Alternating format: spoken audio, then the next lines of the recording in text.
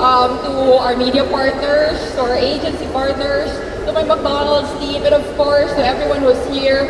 This afternoon is really for you, for all the McDonald's fans out there.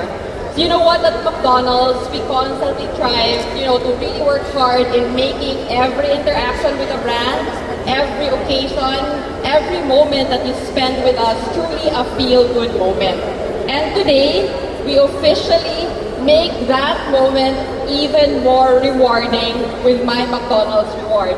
Kasi literally, every visit, every order, every bite, may point yan. So can you imagine, whether it is going to McDo for a morning coffee run, may point yan. Or kung gusto mo mag-break sa hapon, get a fries and a burger with your friends, may point pa rin yan. Or bago ka umuwi, gusto mo mag-order ng Chicken McDo